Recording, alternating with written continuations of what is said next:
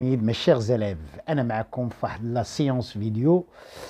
Dans cette séance vidéo, on va regarder comment placer les points dans un repère orthonormé.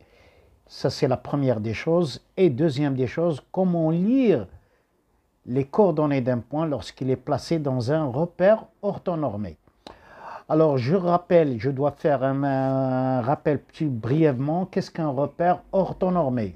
Comme vous regardez ici, repère orthonormé, il se compose de deux orthonormés, se compose de deux mots orthonormés.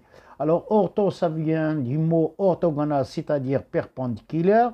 Normé, ça veut dire l'unité ou bien le segment d'unité qu'on a divisé l'axe des abscisses est la même que l'unité qu'on n'a pas divisé l'axe des ordonnées.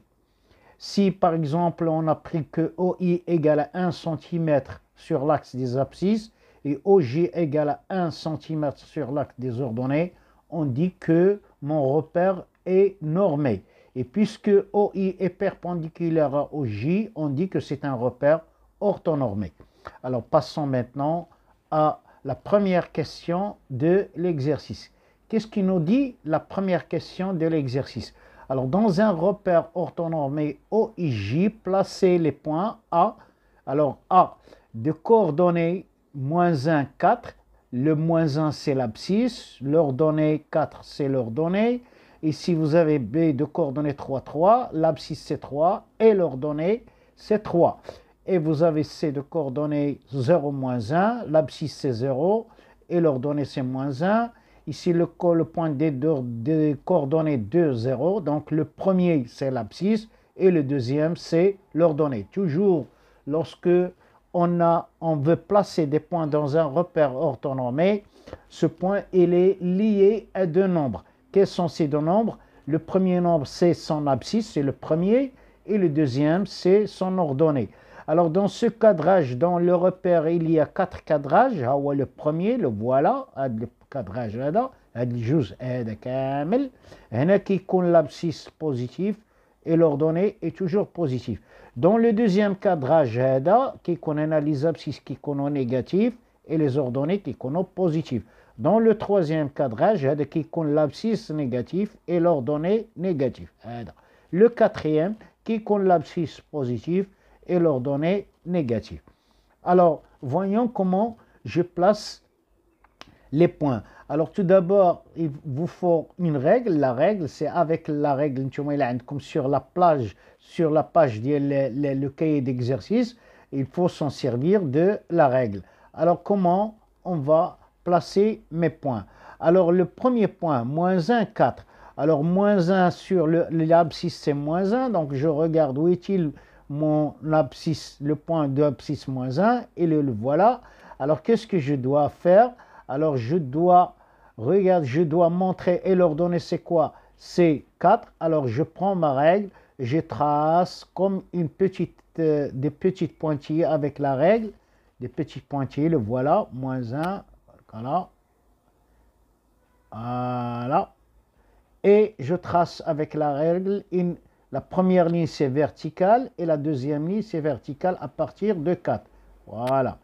Alors, le point d'intersection de mes deux lignes, c'est mon point A. Voilà comment je trace mon point A. Pour le point B, l'abscisse, c'est 3. Donc, voilà, c'est 3. Et l'ordonnée, c'est 3. Alors, je prends ma règle et je trace une ligne verticale. La voilà. Je vous montre maintenant. Voilà. Et je regarde 3, je trace une ligne horizontale. Le point d'intersection de mes deux droites ou bien mes deux lignes, c'est le point B. Voilà, mon point B. Le point C, alors c'est un point particulier, parce que l'abscisse c'est 0, voilà 0, et l'ordonnée c'est 1. Alors ici, mon point C, il est confondu avec, alors voilà, mon point C, pardon, c'est 0, O, c'est l'ordonnée O, l'origine O a pour coordonnée 0, 0, il faut le savoir. Et maintenant, 0, -1. 0, -1, voilà, c'est mon point C. Alors, je prends le dernier point. de coordonnées 2, 0. L'abscisse, le voilà, c'est 2 et l'ordonnée, c'est 0. Alors l'abscisse 2, d'ordonnée 0. Donc voilà, c'est mon point D. Voilà, j'ai placé mes 3 points, mes 4 points A, B, C, D dans un repère orthonormé. Ça, c'est pour la première question. Passons maintenant à la deuxième question. Alors, qu'est-ce qu'il nous dit, la deuxième question? Alors, dans la deuxième question, on renverse la question. C'est, on vous donne les coordonnées qui sont placées sur le repère et c'est à vous de donner les coordonnées sans faire de calcul. C'est juste, il vous faut faire une lecture sur le repère orthonormé. Alors, voyons le premier point, le point I. Voilà mon point I, le voilà. Alors, je cherche son abscisse, c'est quoi? C'est 1. Son ordonnée, c'est quoi? C'est 0. Alors, le I a pour coordonnée quoi? Le pour coordonnée 1, 0. Il faut les apprendre par cœur. J, c'est pour coordonnée J. Voilà, le point J, le voilà. Je fais sa projection sur l'axe des ordonnées, va me donner 0. Donc, J, 0. Et l'ordonnée, c'est 1. Donc, J a pour coordonnée 0, 1.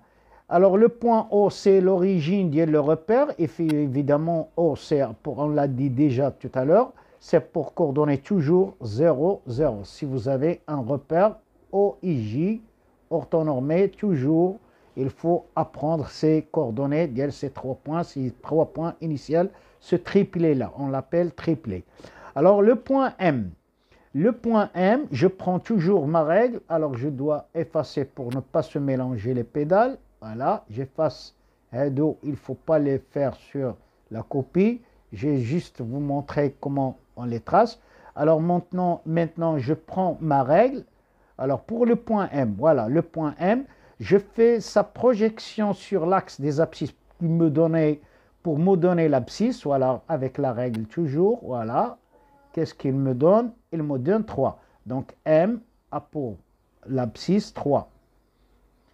Maintenant, je dois faire sa projection sur l'axe des ordonnées. Qu'est-ce qu'il me donne? Il me donne moins 4. Donc, M a pour coordonnée quoi? A pour coordonnée 3, moins 4. Alors, qu'est-ce qu'il me reste maintenant? F. Alors, voyons F. Le voilà F. Toujours avec la règle. Voilà, F. Je prends ma règle, je fais la projection sur l'axe des abscisses, il va me donner moins 1. Je fais sa projection sur l'axe des ordonnées, il va me donner moins 2.